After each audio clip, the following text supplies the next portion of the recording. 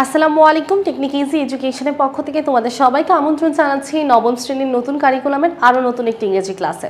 আশা করি যে যেখানেই আছো ভালো আছো, সুস্থ আছো, টেকনিক ইজি এডুকেশনের পাশেই আছো। আজকের ক্লাসে আমরা আলোচনা করব আমাদের পঞ্চম অধ্যায় নিয়ে। আমরা ইতিমধ্যে পঞ্চম অধ্যায়ের 2টি পর্ব দেখে ফেলেছি। আজকের পর্বে আমরা আলোচনা করব আমাদের 5.3.1 নিয়ে। তাহলে চলো দেখে নেওয়া যাক আমাদের 5.3.1 এ কি আছে। Read the following note in the box on the writing techniques for problem solution text and share your understanding in pairs or groups. Later, share it with the whole class. আমরা গত ক্লাসগুলোতে শিখেছি যে কিভাবে প্রবলেম সলভ করতে হয়, কিভাবে সমস্যার সমাধান করতে হয় এবং সমস্যার সমাধান টেক্সট অর্থাৎ তোমার সমস্যা আসবে, সমস্যার সাথে সমস্যার সমাধান আসবে, এইভাবে কিভাবে সমাধান করা যায় সেগুলো আমরা দেখেছি। এখন এখানে বলা হচ্ছে নিচের বক্সে দেওয়া The writing techniques for problem solution।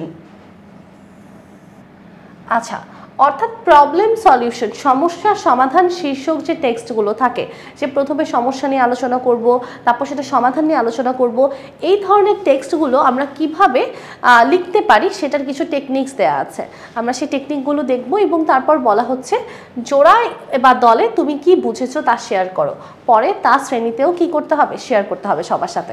Note The writing techniques for problem solution text অর্থাৎ প্রবলেম সলিউশন টেক্সটের লেখার যে নিয়ম আছে সেই নিয়মটা আমরা জানবো। দেখো বলা হচ্ছে problem solution text is a popular form of writing অর্থাৎ লেখার একটা অন্যতম জনপ্রিয় ধরন হচ্ছে problem solution text. Here writers first describe or discuss a problem, convince the reader to care about it and finally suggest solutions। অর্থাৎ বলা হচ্ছে এই ক্ষেত্রে লেখক প্রথমে ডেসক্রাইব বা ব্যাখ্যা করে বা ডিসকাস করে, আলোচনা করে অ্যাবাউট দ্য প্রবলেমস অর্থাৎ সমস্যা নিয়ে প্রথমে আলোচনা করা হয়। তারপরে কি করে, convince the reader two care about it অর্থাৎ লেখক কি করে, লেখক তার লেখার মাধ্যমে যে পাঠক আছে পাঠককে চিন্তিত করে দেয় আসলে যে কি সমস্যাটা, যে বিশাল একটা সমস্যা এই সম্পর্কে পাঠকদের মনে একটা কি ধারণা ঢুকে যায়, এটা নিয়ে পাঠক চিন্তিত হয়ে যায় সমস্যা নিয়ে। তারপরে বলা হচ্ছে ফাইনালি সাজেস্ট সলিউশন এবং অবশেষে এখানে কি আসে, এখানে সলিউশন বা সমস্যার সমাধান আসে। আচ্ছা, তারপরে বলা হচ্ছে a good problem solution text suggest one or some well explained solutions to solve the problem অর্থাৎ যেটা একটা ওয়েল এক্সপ্লেইনড একটা টেক্সট অর্থাৎ যেই টেক্সটটা প্রবলেম সলিউশন টেক্সট হিসেবে পারফেক্ট, সেই টেক্সটের ক্ষেত্রে প্রবলেম আর সলিউশনগুলো অনেক ভালোভাবে এক্সপ্লেইন করা থাকে। In this type of writing এই ধরনের লেখার ক্ষেত্রে the focus is equally on both the problem and the solution। এই সকল লেখার ক্ষেত্রে ফোকাস বা একদম লক্ষ্য কোথায় থাকে, প্রবলেম সমস্যার উপর একদম ফোকাস থাকে এবং সলিউশন সমাধানের উপর ফোকাস থাকে। আসলে কিভাবে সমস্যাটা হয়েছে এবং কিভাবে সমাধান করা যায় এগুলোর উপরই কি করা হয়, লক্ষ্য বিশেষ করে দেওয়া হয়। আচ্ছা, তারপরে যাব, বলা হচ্ছে নাও এখন look at the following structure that will help you to write a well constructed problem solution text. নিচে কিছু স্ট্রাকচার দেওয়া আছে যেগুলো আমরা ফলো করলে বা অনুসরণ করলে একটা ভালো ধরনের প্রবলেম সলিউশন টেক্সট লিখতে পারবো। সমস্যা সমাধান টেক্সট লিখতে হলে কি ধরনের ওয়েগুলো ফলো করা উচিত, কি ধরনের স্টেপসগুলো মেনটেন করা উচিত সেগুলো আমরা এখন জানবো। The structure of a problem solution text. আচ্ছা, স্ট্রাকচারের ক্ষেত্রে প্রথমেই থাকছে হচ্ছে ইন্ট্রোডাকশন। ইন্ট্রোডাকশন মানে কি, ইন্ট্রোডাকশন মানে হচ্ছে পরিচিতি। আচ্ছা, তাহলে কি আসবে, প্রথমে আসবে পরিচিতি, যেখানে কি থাকবে, প্যারাফ্রেজ দ্য গিভেন প্রবলেম। আচ্ছা, প্যারাফ্রেজ মানে আমরা কিন্তু ইতিমধ্যে অনেকগুলো ক্লাসে শিখেছি প্যারাফ্রেজ কি জিনিস। প্যারাফ্রেজ মানে হচ্ছে ভাষান্তর করা অর্থাৎ তুমি যেটা প্রকাশ করতে চাচ্ছ সেই কথাটা তুমি প্রকাশ করবে কিন্তু নিজের ভাষায় করবে। অর্থাৎ আমরা একই কথা নানাভাবে বলতে পারি, সিনোনিম অ্যান্টোনিম ব্যবহার করে, শব্দ যোগ বিয়োগ করে, অথবা আমরা বাক্যের স্ট্রাকচারটা চেঞ্জ করে আমরা নানাভাবে প্যারাফ্রেজিং করতে পারি এবং এই প্যারাফ্রেজ করার মাধ্যমে হচ্ছে ইন্ট্রোডাকশনটা দিতে হবে। অর্থাৎ যে সমস্যাটা আছে সেই সমস্যাটা উল্লেখ করতে হবে প্যারাফ্রেজিং করার মাধ্যমে। তারপর বলা হচ্ছে আর কি করব ইন্ট্রোডাকশনের ক্ষেত্রে, রাইট ওয়ান কি কজ অ্যান্ড রিলেটেড সলিউশন। কি কজ বলতে একটা প্রধান কারণ লিখতে হবে এবং তার সাথে ওই সমস্যার যে সমাধান আছে সেটাও সাথে সাথে লিখতে হবে। এই হচ্ছে আমাদের ইন্ট্রোডাকশনের অংশটা অর্থাৎ পরিচিতি অংশটা। তারপর আসছে আমাদের বি নাম্বার পার্টটা, দেখো মেইন বডি প্যারাগ্রাফ 1। এখানে আমরা লিখবো হচ্ছে কজ, কারণগুলো লিখ। You can write different causes using different paragraphs. এখানে আমরা বিভিন্ন প্যারাগ্রাফে বিভিন্ন কজগুলো উল্লেখ করতে পারি অর্থাৎ আমাদের তো এখানে অনেকগুলো প্যারা আসবে, প্রত্যেকটা প্যারায় আলাদা আলাদা কজ উল্লেখ করা যেতে পারে। তারপর দেখো আমাদের মেইন যে বডি প্যারাগ্রাফ আছে, অর্থাৎ যেই বডিটা যেখানে মেইনলি আমরা লিখবো সেখানে আসলে কি কি জিনিস থাকবে। দেখো সেখানে কি কি থাকবে, টপিক সেন্টেন্স থাকবে, state the causes. Topic sentence মানে কি? টপিক সেন্টেন্স মানে হচ্ছে বিষয়বস্তুর উপর উল্লেখিত বাক্যগুলো থাকবে। যেমন স্টেট দ্য কজেস অর্থাৎ কারণগুলো প্রকাশ করবে। কি আসবে? কারণগুলো প্রকাশ করা হবে। তারপর আসছে explain the causes of the problem, অর্থাৎ এই যে প্রবলেম সমস্যা হচ্ছে সেই সমস্যা সৃষ্টির কারণটা। Explain the causes of the problem অর্থাৎ প্রথমেই হচ্ছে প্রবলেমটা লিখতে হবে, প্রবলেমটা সৃষ্টি হওয়ার কারণ কি বা প্রবলেমটা কেন হচ্ছে সেটা লিখতে হবে। আচ্ছা, তারপর আসছে গিভ অ্যান এক্সাম্পল, অর্থাৎ আমরা এখানে কি দিব, একটা উদাহরণ লিখতে হবে।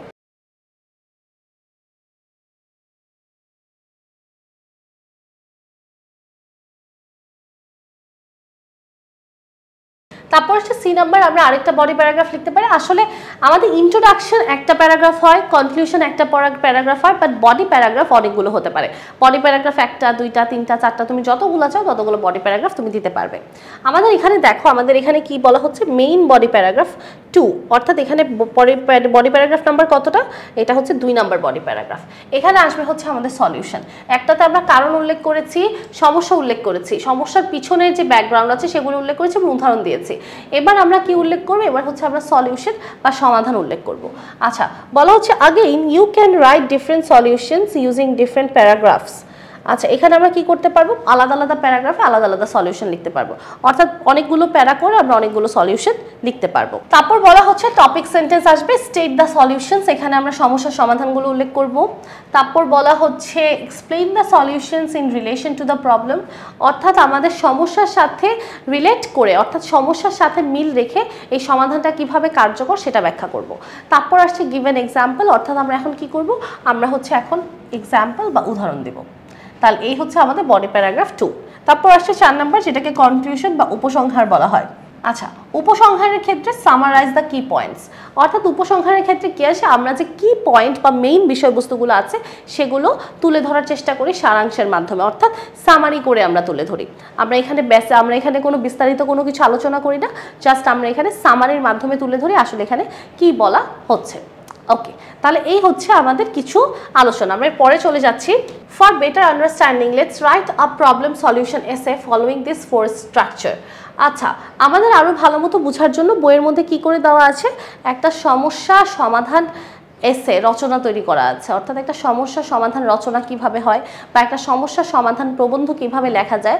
আমরা কিন্তু অলরেডি 4টে স্টেপ দেখেছি, introduction, main body paragraph 1, main body paragraph 2 আর কনক্লুশন। এই 4টে স্টেপ ফলো করে এখন একটা কি করা হবে, একটা এসে বা রচনা লেখা হবে। দেখো বলা হচ্ছে suppose our question is students are losing interest in attending school.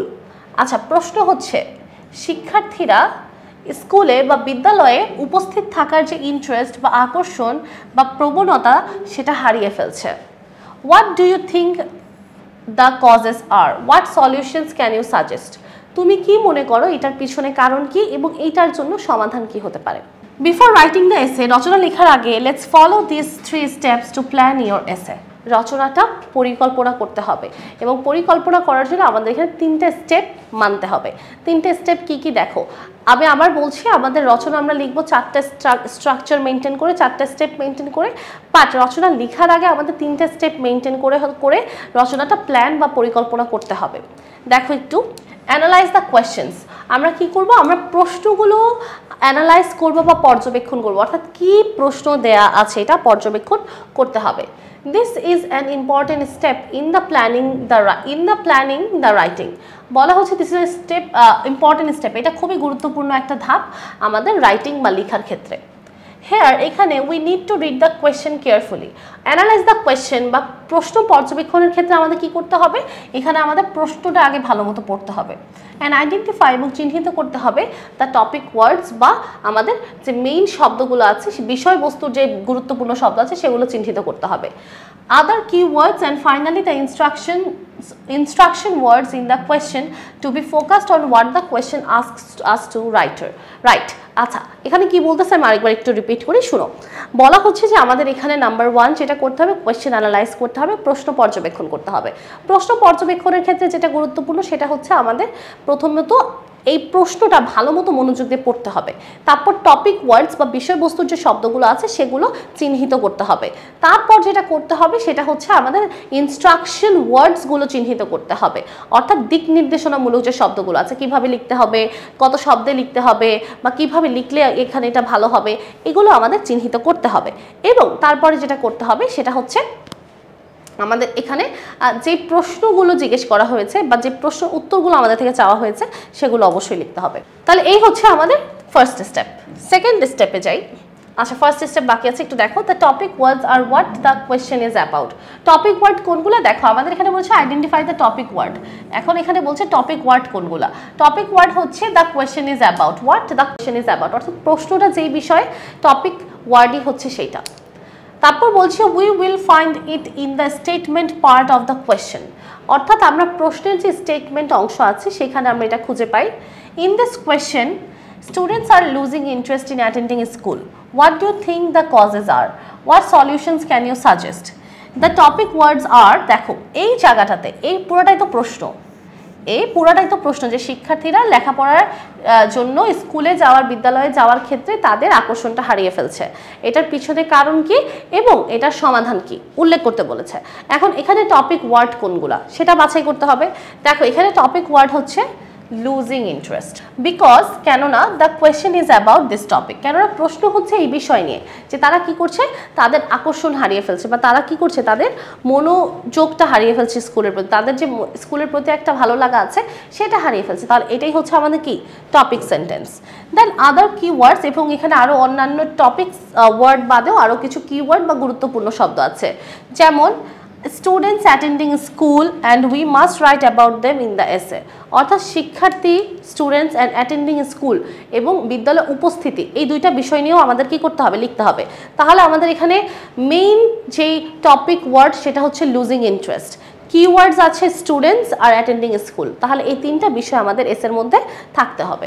তারপর বলা হচ্ছে next, if we analyse the instruction, আচ্ছা if we analyse the instruction, যদি আমরা এই নিয়মগুলো মেনে চলতে পারি, we will find out that we have to write the causes and solutions of the problem. তাহলে কি করতে হবে, উই উইল ফাইন্ড আউট, আমরা তাহলে এটা খুঁজে পাবো বা বুঝতে পারবো দ্যাট যে উই হ্যাভ টু রাইট, আমাদের লিখতে হবে কজেস কারণ অ্যান্ড সলিউশনস এবং সমাধান অফ দ্য প্রবলেম সমস্যার। দ্যাট ইজ, সেটা হচ্ছে why students are losing interest in attending school, যে কেন শিক্ষার্থীরা বিদ্যালয়ে উপস্থিত থাকার প্রতি আকর্ষণ কমিয়ে যাচ্ছে বা হারিয়ে ফেলছে। So analyzing all these three things will help our essay to be relevant and linked to the question.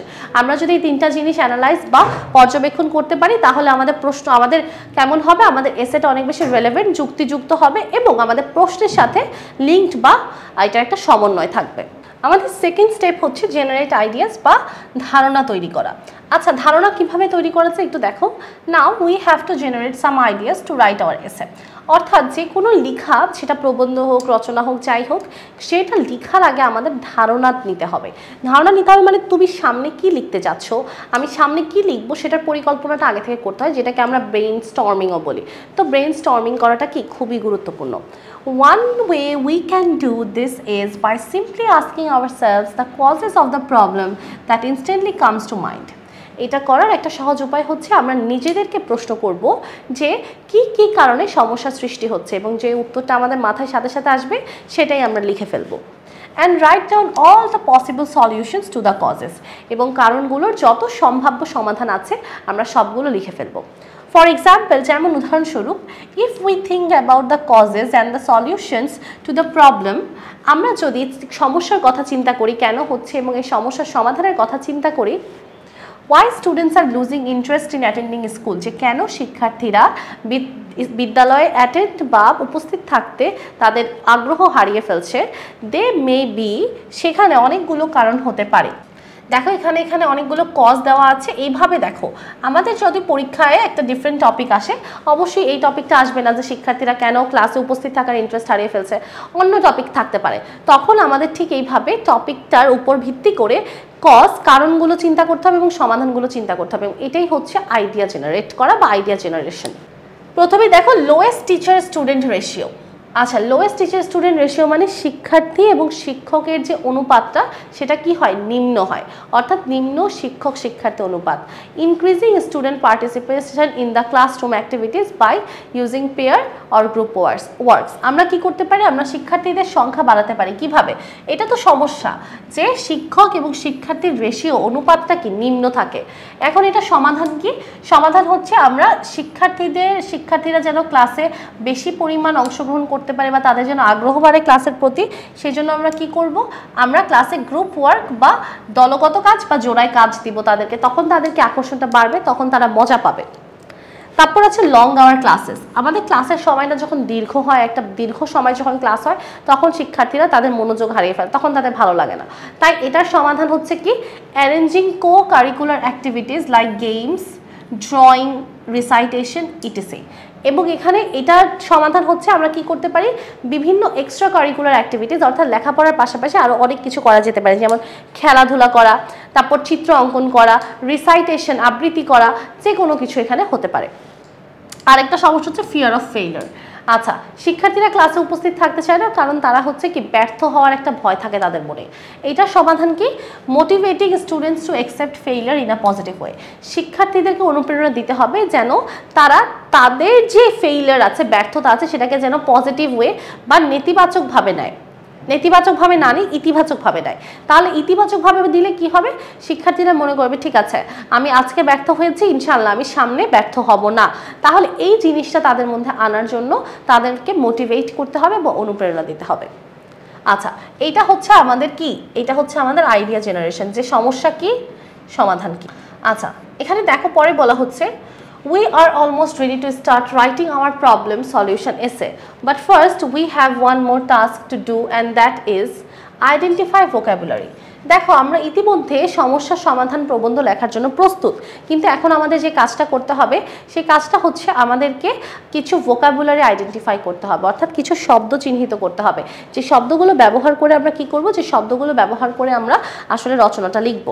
Now let's quickly jot down some vocabulary that comes to our mind, as we have already found the causes and their solutions we will write about.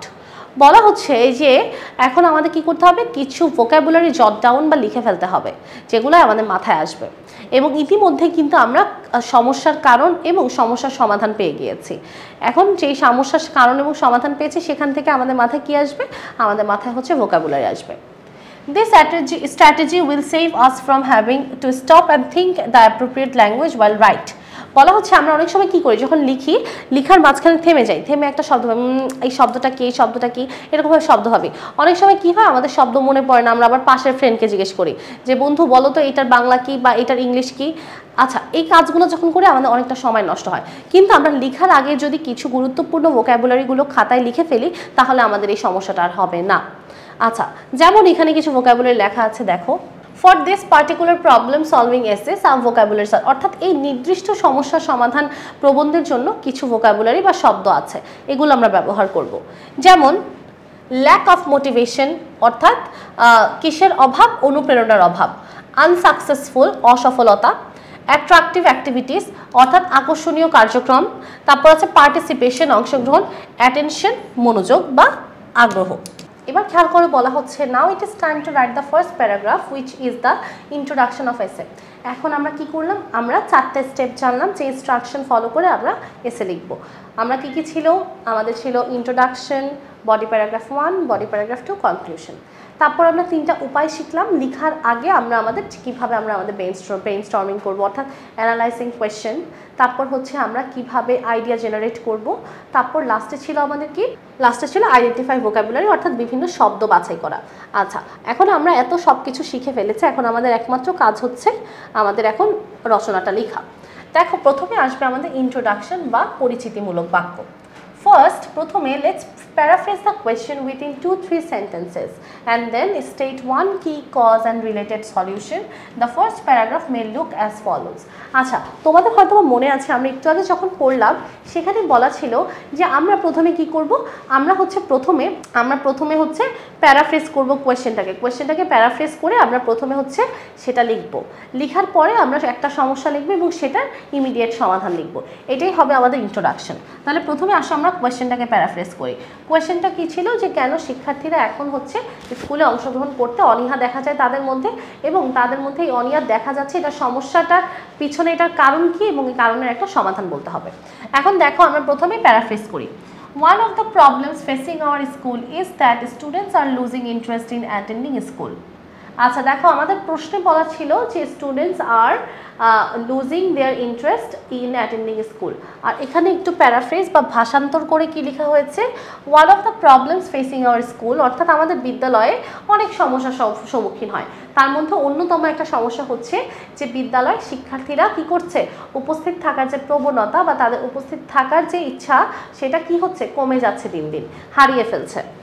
এখন এটার কি করতে হবে, এটা হলো আমাদের কোয়েশ্চেনের paraphrase গেল। এখন হচ্ছে আমরা একটা আইডিয়া বা একটা কারণ লিখব। The main reason for this is the lowest teacher student ratio in a class. On average there are 60 to 80 students. বলা হচ্ছে যে এটার প্রধান কারণ হচ্ছে শিক্ষক এবং শিক্ষার্থীদের নিম্ন অনুপাত। অন অ্যাভারেজ বা গড়ে বলা যেতে পারে দেয়ার আর 60 to 80 স্টুডেন্টস, যে 60 থেকে 80 জন শিক্ষার্থী থাকে। So it's not possible for a teacher to give attention and listen to all of their problems in the class, and a possible solution is to engage students in the classroom activities by using pair and group works. বলা হচ্ছে যে একটা শ্রেণীকক্ষে যদি 60 থেকে 80 জন শিক্ষার্থী থাকে, তাই একজন শিক্ষকের পক্ষে সম্ভব হয় না প্রত্যেকটা শিক্ষার্থীর প্রতি গুরুত্ব দেওয়া বা প্রত্যেকটা শিক্ষার্থীর খেয়াল রাখা। তাই কি করা উচিত, তাই এটা সমাধান হিসেবে শিক্ষকরা কি করতে পারে, শিক্ষকরা হচ্ছে ক্লাসরুমে বিভিন্ন ধরনের কার্যক্রমের আয়োজন করবে, যে কার্যক্রমগুলো কি হবে, দলগত কার্যক্রম হবে বা আমাদের জোড়াগত কার্যক্রম হবে, যেন এগুলো করতে শিক্ষার্থীরা ইন্টারেস্টেড ফিল করে। এবং যখন দলগত বা জোড়ায় কাজ হবে তখন হচ্ছে কি হবে, তখন হচ্ছে আমাদের সমস্যার সমাধান হয়ে যাবে। অর্থাৎ শিক্ষার্থী আর শিক্ষকদের মাঝে যে একটা নিম্ন অনুপাত আছে সেটা কমে আসবে। কিভাবে কমে আসবে, দলগত বা জোড়ায় কাজে তুমি তোমার পিয়ার বা তোমার সহপাঠীর সাথে তোমার সমস্যার সমাধান করতে পারবা। শিক্ষক তোমার যে সমস্যাগুলো সমাধান করতে পারছে না সেগুলো তোমার বন্ধু তোমাকে করে দিতে পারবে, এবং শিক্ষকও খুব ইজিলি তোমাদের সাথে যুক্ত হতে পারবে। তারপরে দেখি এখন আমরা কি করব, মেইন বডি প্যারাগ্রাফ 1 এ যাব। Now it's time to write the main body paragraph 1, যেখানে আমাদের কি আসবে, যেখানে আসবে আমাদের কজ বা কারণ। Don't worry, it will be very easy task for you as you have already identified the causes. So let's start writing. আচ্ছা, বলা হচ্ছে যে এখন আমাদের কি করতে হবে, কারণ লিখতে হবে। এই কাজটা খুব বেশি কঠিন হবে না, কারণ ইতিমধ্যে আমরা কিছু কারণ খুঁজে পেয়েছি। ওই যে আমরা একটু আগে যখন আইডিয়া জেনারেশন করলাম তখনই তো আমরা লিখেছি যে কি কারণে এটা হয়ে থাকে। প্রথমত you have to start with a topic sentence. আচ্ছা দেখো, এখানে আমাদের টপিক সেন্টেন্স লাগবে। The topic sentence summarises the main idea of the paragraph. Topic sentence কি করে, প্যারাগ্রাফের যে মেইন আইডিয়া বা প্রধান যে বিষয়বস্তু আছে সেটাকে সামারাইজ করে বা সারাংশের মাধ্যমে তুলে ধরে। It acts like a signpost for what it is to come next. That is what is the paragraph will be about. We will start the cause of the problem first. বলা হচ্ছে যে এই যে আমরা বডি প্যারাগ্রাফ 1 লিখব, এখানে আমাদের কি আসবে, আমাদের হচ্ছে মেইন আইডিয়াগুলোর সামারি হিসেবে আসবে, এবং এই সামারিগুলোর মাধ্যমে আমরা কি করব, আমরা জানতে পারবো যে আসলে আমরা সামনে কি নিয়ে পড়ব বা সামনে আমরা আরও কি জানতে পারবো সেটা বুঝতে পারবো। And we will start with the cause of the problem first, এবং প্রথমে আমরা সমস্যার কারণগুলো লিখব। Topic sentence দেখো, one of the main causes of losing interest in attending school is the lowest teacher-student ratio. Now we must write an explanation sentence that develops the idea. এখন এই যে এটা তো একটা কারণ, এটা কি, এটা একটা কারণ যে কারণে শিক্ষার্থীরা স্কুলে যেতে চাচ্ছে না, যে শিক্ষক আর শিক্ষার্থীর নিম্ন অনুপাত। এখন এই জন্য যেহেতু যেতে চাচ্ছে না, অবশ্যই এটার একটা এক্সপ্লেনেশন দরকার যে এখানে কি কি হয়েছে আসলে। এখন এক্সপ্লেনেশনটাই আসবে হচ্ছে বডি প্যারাগ্রাফে। দেখো, Bangladesh is a populous country and we get a reflection of it in our classroom. Bangladesh একটি ঘনবসতিপূর্ণ দেশ বা বাংলাদেশে অত্যাধিক পরিমাণ জনসংখ্যার মানুষ আছে, এবং এই জন্য এইটার প্রতিফলন কোথায় ঘটে? এটার প্রতিফলন বা রিফ্লেকশন হয় আমাদের ক্লাসরুমে বা শ্রেণীকক্ষে। দেয়ার are 60 to 80 students on average. প্রত্যেকটা ক্লাসরুমে 60 থেকে 80 জন শিক্ষার্থী থাকে গড়ে। ফর আ টিচার, একজন শিক্ষকের জন্য it is almost impossible to listen to everyone's problem. অর্থাৎ একজন শিক্ষকের জন্য এটা প্রায় অসম্ভব হয়ে পড়ে একজন শিক্ষার্থীর সমস্যাটা জানা বা শোনা। বিসাইডস, তার পাশাপাশি ইট ইজ নোন দ্যাট, এটা আমরা সবাই জানি, এভরি স্টুডেন্ট ইজ ইউনিক, যে প্রত্যেকটা শিক্ষার্থী অনন্য, and so are their problems, এবং তাদের সমস্যাগুলো অনন্য। অর্থাৎ একজন শিক্ষার্থীর একটা জিনিস বুঝতে সমস্যা হয়, তো আরেকজন শিক্ষার্থীর আরেকটা জিনিস বুঝতে সমস্যা হয়, কেননা প্রত্যেকটা শিক্ষার্থী অনন্য, আলাদা। As a result, এর ফলে students become frustrated and do not get motivation to attend school regularly, এবং এই জন্য শিক্ষার্থীরা অনেক বেশি হতাশাগ্রস্ত বা বিরক্ত হয়ে পড়ে, এবং তারা কি করতে চায় না, এবং তারা স্কুলে বা বিদ্যালয়ে উপস্থিত থাকার যে একটা অনুপ্রেরণা সেটা খুঁজে পায় না।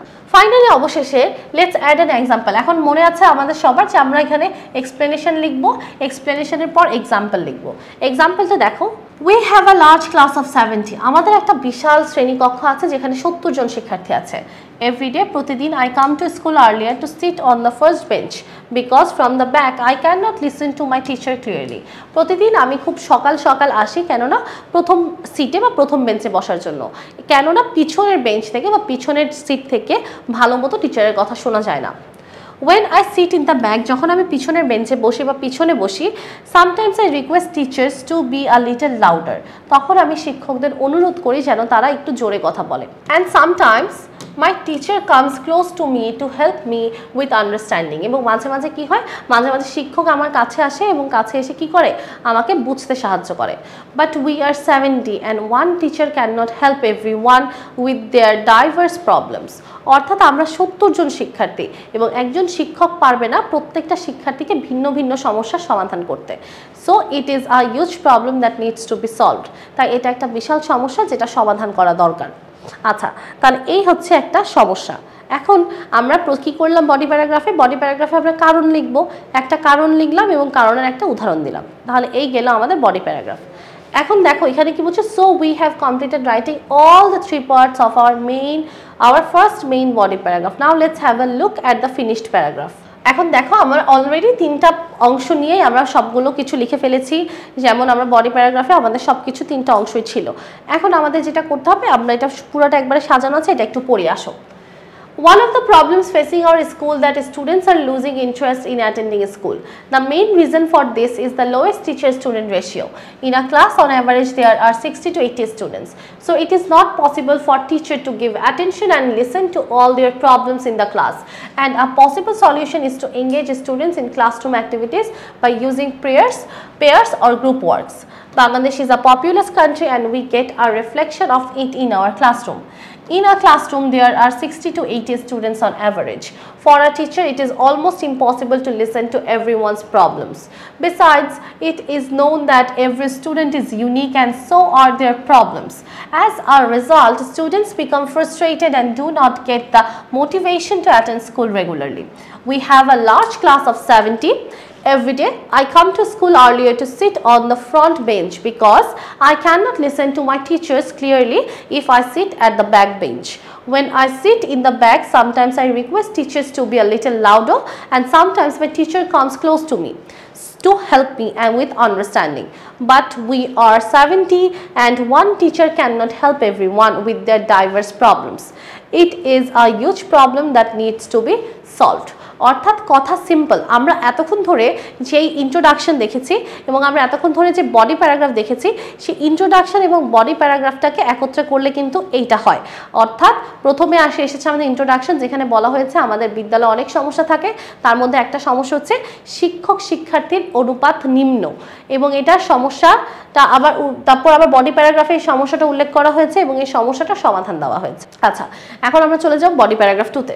নাও it's your turn to write the main body paragraph 2 solution following the same process. এখন আমাদের কি করতে হবে, এখন আমাদের সলিউশন লিখতে হবে। বডি প্যারাগ্রাফ 2 আমরা পড়েছিলাম যে এই ক্ষেত্রে প্রথম প্যারাগ্রাফে আসবে সমস্যা, সেকেন্ড প্যারাগ্রাফে আসবে সমাধান। এখন আমাদের সমাধান লিখতে হবে। First write the topic sentence to summarise the main idea then the paragraph. আচ্ছা, তাহলে প্রথমে কি করতে হবে, টপিক সেন্টেন্স। টপিক সেন্টেন্স মানে সমস্যার সমাধানটা কি। তারপরে আমাদের অনেক সেন্টেন্স অ্যাড করে এটাকে এক্সপ্লেন বা ব্যাখ্যা করতে হবে, তারপরে এক্সাম্পল আনতে হবে এবং অবশেষে কি করতে হবে, 3টা পার্ট যুক্ত করে দিতে হবে। কোন 3টা part? Introduction, body paragraph 1, body paragraph 2। আচ্ছা, তাহলে চলো এখন আমাদের কাজ কি, বডি প্যারাগ্রাফ 2 লেখা। 2 লেখার ক্ষেত্রে প্রথমে আসবে টপিক সেন্টেন্স, তারপর আসবে এক্সপ্লেনেশন, তারপর আসবে কি এক্সাম্পল। আচ্ছা দেখো, টপিক সেন্টেন্স আমাদের বডি প্যারাগ্রাফ 2 এর জন্য, creating micro communities within the classroom promotes student engagement and peer support through collaborative learning activities। আচ্ছা, মাইক্রো কমিউনিটিজ মানে কি? দেখো, মাইক্রো কমিউনিটিস মানে হচ্ছে ক্ষুদ্র সম্প্রদায়, অর্থাৎ আমাদের এখানে কি করতে হবে, ক্ষুদ্র সম্প্রদায় সৃষ্টি করতে হবে। ক্ষুদ্র সম্প্রদায় মানে কি, ক্লাসে গ্রুপস তৈরি করতে হবে বা ক্লাসে একটা জোড়া তৈরি করতে হবে, যে জোড়ার মধ্যে কি থাকবে, যেটা অনুপ্রাণিত করবে স্টুডেন্ট এঙ্গেজমেন্ট, অর্থাৎ শিক্ষার্থীদের ইনভলভমেন্ট, অর্থাৎ শিক্ষার্থীরা কতটুকু একটা কাজের সাথে যুক্ত বা শ্রেণীকক্ষের যে কোনো একটা কার্যক্রমের সাথে, যে কোনো একটা ক্লাস ওয়ার্কের সাথে তারা কতটুকু যুক্ত, সেটা কিন্তু এই গ্রুপ ওয়ার্ক বা পেয়ার ওয়ার্কের মাধ্যমে প্রকাশ পাবে।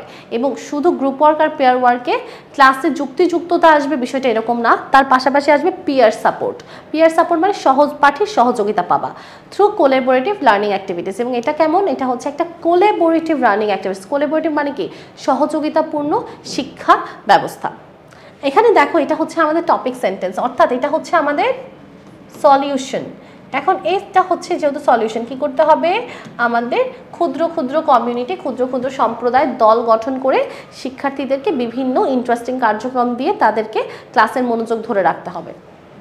এখন এইটা হচ্ছে আমাদের সমাধান, সমাধানেরটা এখন এক্সপ্লেন করতে হবে বা সমাধানটাকে কি করতে হবে, ব্যাখ্যা করতে হবে। Firstly, teachers can establish micro-communities where a student can meet his needs within a framework of collaboration। বলা হচ্ছে প্রথমেই শিক্ষককে এমন একটা অবস্থা সৃষ্টি করতে হবে যেখানে কি থাকবে, মাইক্রো কমিউনিটিস বা ক্ষুদ্র সম্প্রদায় থাকবে। where a student can meet his needs within a framework of collaboration, অর্থাৎ যেখানে শিক্ষার্থীরা তাদের সমস্যা সমাধান করতে পারবে বা তাদের চাহিদা মেটাতে পারবে কিসের মাধ্যমে, কোলাবোরেশন বা সহযোগিতার মাধ্যমে। তারপর বলা হচ্ছে this lessens the workload for the teacher and enables students to benefit from another's knowledge। এটার মাধ্যমে কি হবে, এটার মাধ্যমে হচ্ছে শিক্ষকের উপর যে চাপ আছে, শিক্ষকের উপর চাপটা কমবে, তার পাশাপাশি অন্য শিক্ষার্থীর যে মেধা আছে, অন্য শিক্ষার্থীর মেধার মাধ্যমে আরেকজন শিক্ষার্থী উপকারী পাবে, অর্থাৎ একজন শিক্ষার্থী আরেকজন শিক্ষার্থীকে উপকার করতে পারবে। তাহলে এখানে দুইটা জিনিস হবে, নাম্বার 1 শিক্ষকের উপর চাপ কমবে, নাম্বার 2 আরেকজন শিক্ষার্থীর মেধার মাধ্যমে তুমিও কি নিজেকে আরও বেশি ডেভেলপ করতে পারবা। Moreover, this facilitates the exchange of viewpoints and receiving peer support। এটার মাধ্যমে কি হবে, এক্সচেঞ্জ অফ ভিউ পয়েন্ট হবে, অর্থাৎ তোমার দৃষ্টিভঙ্গি এবং তোমার বন্ধুর দৃষ্টিভঙ্গির মধ্যে একটা এক্সচেঞ্জ আসবে। এক্সচেঞ্জ আসবে মানে কি, পরিবর্তন আসবে, অর্থাৎ তুমি বুঝতে পারবে যে আচ্ছা ঠিক আছে এই জিনিসটা এরকম না, বা তোমার যে মতামত সেটার মাধ্যমে তোমার বন্ধু বুঝে আচ্ছা ঠিক আছে এই জিনিসটা এভাবেও হতে পারে। এবং শুধু সেটাই নয়, রিসিভিং পিয়ার সাপোর্ট, তোমরা সহপাঠী, পিয়ার মানে কি সহপাঠী, সহপাঠী যে থাকবে তার সহযোগিতা পাবা। এখন আসবে হচ্ছে আমাদের এক্সাম্পল 1। এক্সাম্পল 1 এ দেখো, for instance teachers can assign group projects in which students investigate various aspects of a subject and cooperatively present their findings.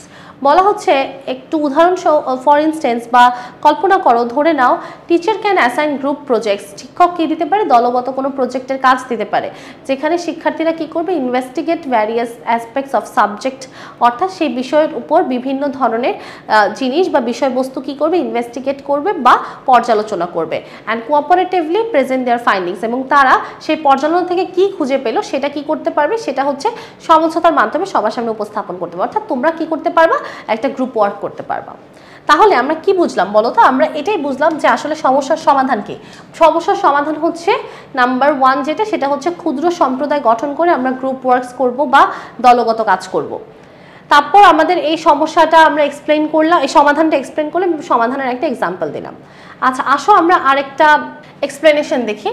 Secondly, strict classroom policies may discourage students from participation in class activities. Flexible seating arrangement, implement project-based learning and give students permission for movement breaks.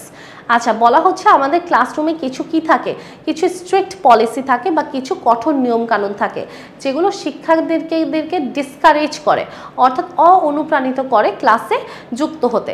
অর্থাৎ যদি এরকম কোনো নিয়ম থাকে যে ক্লাসে তুমি 1 ঘন্টার মধ্যে একদম নড়াচড়া করতে পারবে না, কোনো কথা বলতে পারবে, এগুলো কি খুব স্ট্রিক্ট একটা পলিসি, তাই না? এগুলো থাকলে হচ্ছে শিক্ষার্থীরা ক্লাসে মনোযোগ দিতে চায় না বা ক্লাসে আসতে চায় না। এটার জন্য আমাদের কি করতে হবে, এই যে flexible seating arrangements implement project based learning and give students permission for movement breaks. শিক্ষার্থীদের কি দিতে হবে, শিক্ষার্থীদের এই সমস্যা সমাধানের জন্য যেটা দিতে হবে সেটা হচ্ছে ফ্লেক্সিবল সিটিং অ্যারেঞ্জমেন্ট, অর্থাৎ বসতে যেন তাদের কোনো সমস্যা না হয়, এটার বিষয়ে বাস্তবায়ন করতে হবে এই জিনিসটা, এবং তারা যেন ভালো মতো শিক্ষা গ্রহণ করতে পারে, প্রত্যেকটা শিক্ষার্থী যেন মুভমেন্ট ব্রেকস থাকে, এটাও কি দেখতে হবে। দেখো আমাদের এক্সাম্পলে বলা আছে, for instance establishing learning Jones in the classroom enables students to select the type of learning environment that best suits their need।